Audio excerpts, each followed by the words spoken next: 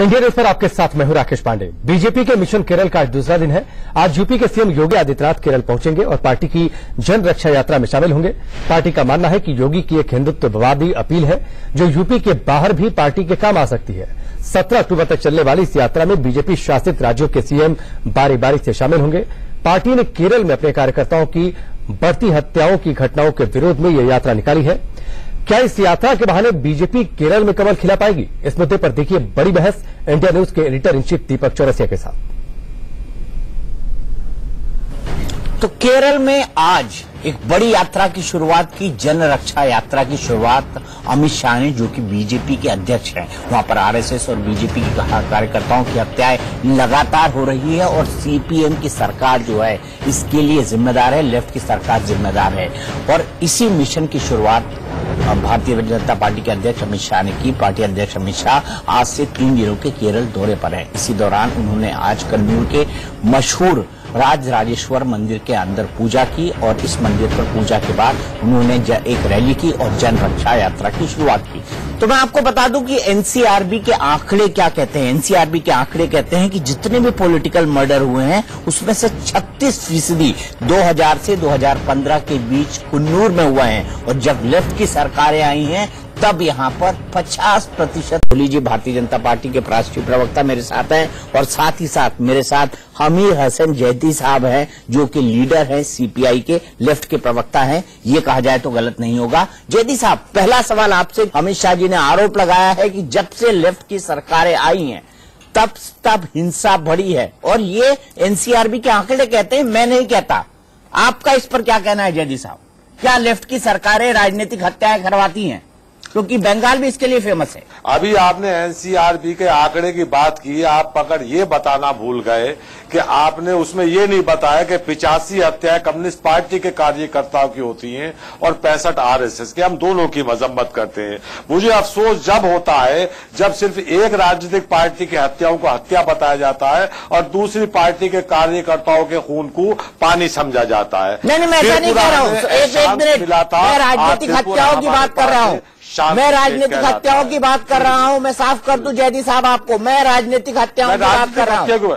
मैं राजनीतिक हत्याओं की बात कर रहा हूं। हमने कहीं संघ और लेफ्ट नहीं कहा, हमने कहीं संघ और लेफ्ट नहीं कहा। दीपक चौरसिया साहब, राजनीतिक हत्याओं के ऊपर जवाब दे रहा हूं। राष्ट्रीय जन सुरक्षा यात्रा अगर निकाल रहे हैं तो मैं इनसे पूछना चाहता हूं, बीजेपी के जो राष्ट्र जो जहां इनकी सरकारें, क्या वहां पर जन सुरक्षा निकालेंगे?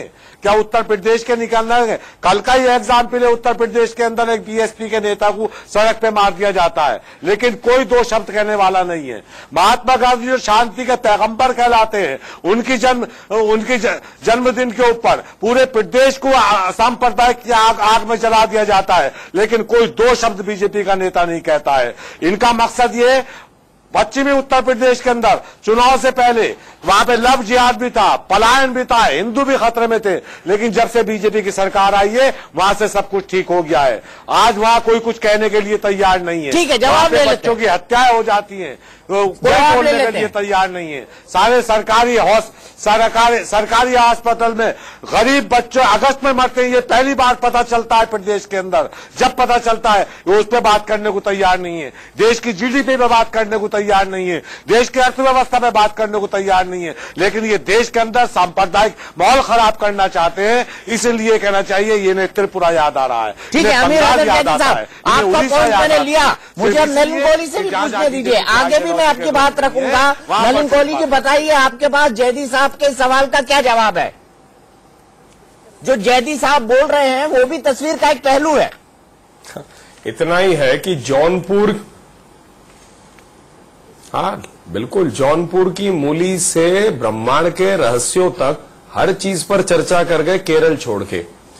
केरल में ये तस्वीरें जो है मेरी नहीं है, ये उन कार्यकर्ताओं की है जिन्हें बेरहमी से मारा गया, जो बर्बाद कर दिए उनके परिवारों को। और ये आंकड़े आपने सुनाए अभी। क्या खून जो है इन लोगों का जो बहता है वो एक हिंदुस्तानी का खून नहीं है? आपने कानूनी व्यवस्था आपके राज्य में आपकी सरकार के हाथ में है। मुख्यमंत्री के कन्नूर जिले में सबसे ज्यादा गढ़ बन चुका है वो राजनीतिक हत्याओं का। 120 लोग मारे गए, आप 84 बोल रहे हैं। ऋतुव्रता जी अभी लेफ्ट फ्रंट को छोड़ के बाहर निकले, बोले मैं घबराता हूं अपने घर में पहुंचूं और मेरे साथ क्या होगा कलकत्ता में। ये तो अपनों को भी मार देते हैं यदि उनको लगता है कि हमारे विचारधारा के विरुद्ध जा रहे हैं। आतंक का माहौल है वहां। उत्तर प्रदेश के जितने कारण उन्होंने कहा सब पर डिबेट्स हो गए। आज केरल पे हो रही है तो जौनपुर की मूली तक पहुंच जाएंगे, लेकिन केरल पे बात नहीं करेंगे। देखिए इन तस्वीरों को आप। बेसिकली क्या है कि जहां जहां वामपंथी दल रही है वहां हिंसा हमेशा रहा है। ये उसे एक बड़ा रोमांटिक नाम देते हैं, नक्सलिज्म। है तो टेररिज्म ही कि आप गोली उठाइए, बंदूक उठाइए और लोगों को मारिए। यहां तो ये तलवारें उठाकर लोगों को मार देते हैं। एक व्यक्ति को क्या उन्होंने अरेस्ट किया है, कोई काम करके दिखाया है? अरे अगर आप कहते हैं आपके लोग मारे जा रहे तो पकड़िए ना कातिलों को। किस कातिल को छोड़ने के लिए हमने कहा है, लेकिन कातिल को पकड़िए और बंद करिए ये हिंसा का कार्य। लोकतंत्र में आप अपनी बात रखेंगे, हम रखेंगे, जनता तय करेगी। हमारे कहने या ना कहने से जनता मन अपने आप बनाती है, लेकिन राजनीतिक प्रतिद्वंदियों को बिल्कुल खत्म कर देना, उनका मर्डर कर देना, खून कर देना और उसके बाद बड़ी बड़ी बातें करना, ये शोभा नहीं देती किसी भी विचारधारा को। ठीक है जैदी साहब जवाब दीजिए। समझना पड़ेगा लोकतंत्र। जैदी साहब जवाब दीजिए। तो जो तस्वीरें दिखा रहे हैं वो बीजेपी और संघ के कार्यकर्ताओं की है, और वहां का आपने जौनपुर की मूली की बात कर ली, यूपी के हालात की बात कर लिए, लेकिन कन्नूर में जो हत्याएं हुई हैं उस पर आप खामोश है। आप बताइए कि क्यों लेफ्ट की सरकारें जहां पर रही हैं वहां पर राजनीतिक हत्या एक परंपरा रही है। सुनिए दीपक चौरसिया साहब, हमने किसी भी हत्यारे को बचाने का प्रयास किया हो तो हम मुजरिम हैं। हमने आज तक किसी हत्यारे की पैरवी नहीं की है, चाहे वो कोई भी हत्यारा हो। हम मजलूम के साथ खड़े होते हैं, हत्यारे के साथ नहीं खड़े होते। लेकिन इनका चरित्र जब बताता है, जब वो कोर्ट नानी की बयान जाके देते हैं और ये कहते हैं कि कोर्ट नानी की बात कर रहा हूं, मैं गुजरात की बात कर रहा हूं। आप माया कोर्ट नानी तक नहीं पहुंची, वो खुद ही कहना चाहिए, लिमिट रहेगी, खुद ही कहना चाहिए। वो तेल बात नहीं करेंगे, हमारे ऊपर आरोप लग सकता है जब हमने किसी हत्यारों को बचाने की बात की हो। नहीं, आप हत्यारों को बचाने की बात नहीं कर रहे हैं। लॉ एंड ऑर्डर है कि स्टेट का सब्जेक्ट है। की बात करते हैं, लॉ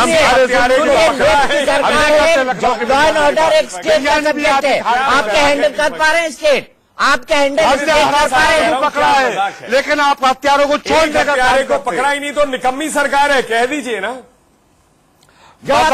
कोहली साहब आप करते हैं, हमारे यहाँ जितने हत्यारे सब जेल के अंदर मौजूद, लेकिन आपके राज्य जो हत्या करता है उसे आपको सम्मान दिया जाता है। अरे मुझे ये बताइए जैदी साहब, मैं सिर्फ एक सवाल पूछता हूँ, मैं सिर्फ एक सवाल पूछता हूँ, आप बात को भटका रहे हैं। अब ऐसा है, एम्स के मेंटल ब्लॉक की भी बात कर लेते हैं, मतलब कुछ भी बात कर लीजिए, केरल में जो हो रहा है उस पर ना करे। अरे बताइए ना, इसका खूनी किसको पकड़ा है आपने?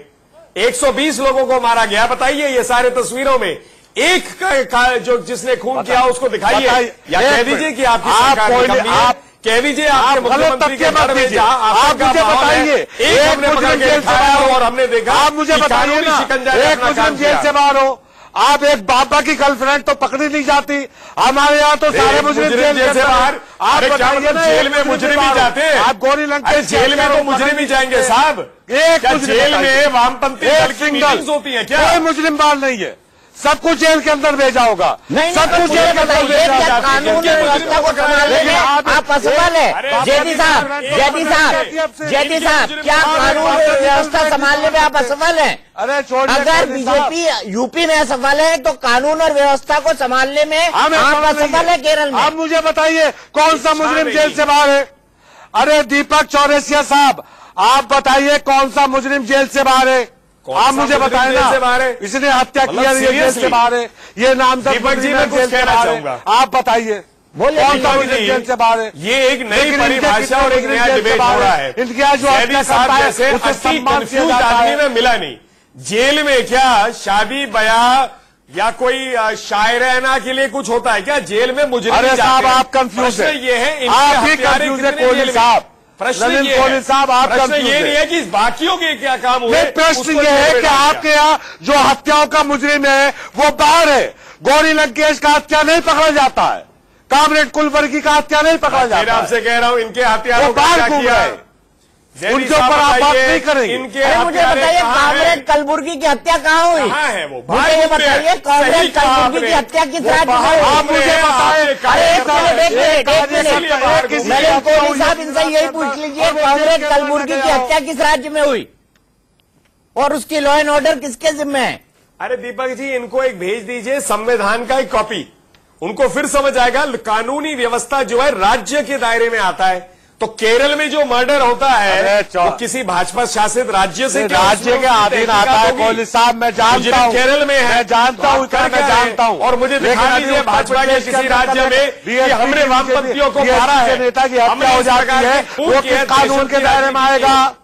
वो किस कानून के दायरे में आएगा? अखलाक के जैदी साहब एकल आप ना हो। मैं नलिन से भी सवाल पूछ रहा हूँ, आपसे पूछ रहा हूँ। नलिन से मैं यूपी वाला पूछ लूंगा, लेकिन केरल का जवाब आपको देना पड़ेगा। अब किसी शहर के राज्य के बारे में बात कर लीजिए, जितने लोगों की हत्या होती है वो किस राज्य में आएगा?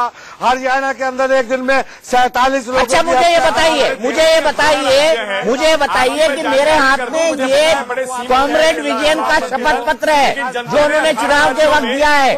ये कॉमरेड विजयन का शपथ पत्र है।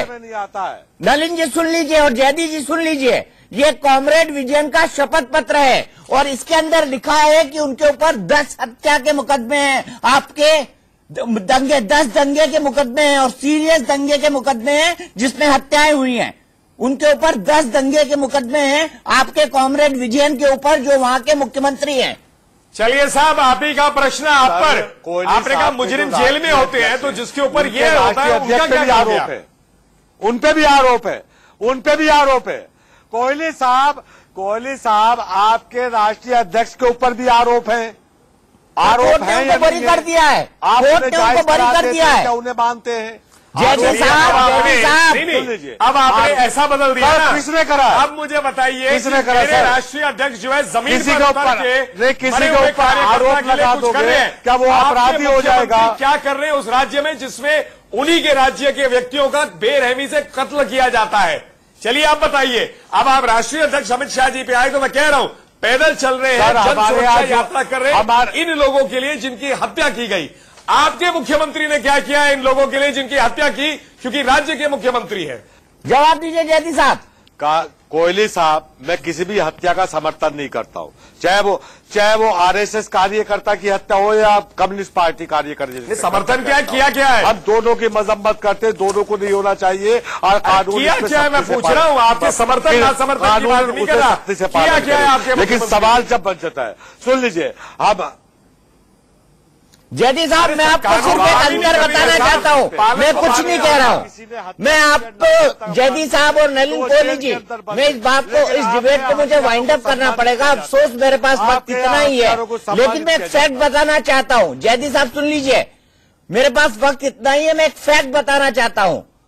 आपके कॉमरेड पी विजयन जो कि मुझे फैक्ट मालूम है, सुन तो लीजिए। अरे क्या फैक्ट बता रहा हूँ, सुन तो लीजिए आप। बताइए। मैं फैक्ट बता रहा हूं कि कॉमरेड पी विजयन के खिलाफ जो केरल के मुख्यमंत्री हैं उनके ऊपर 10 दंगे के मुकदमे हैं।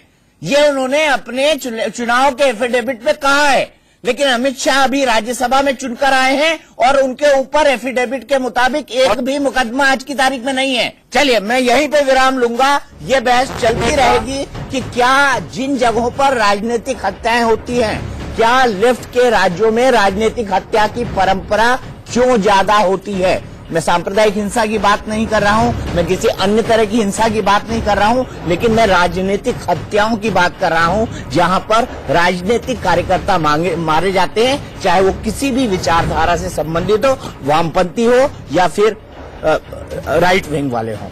यही मेरा सवाल है कि आखिरकार ऐसा कम्युनिस्ट राज्यों में ज्यादा क्यों होता है। हमारी इस खास पेशकश बड़ी बहस में आज के लिए इतना ही, लेकिन इंडिया न्यूज पर खबरों का सिलसिला लगातार जारी है।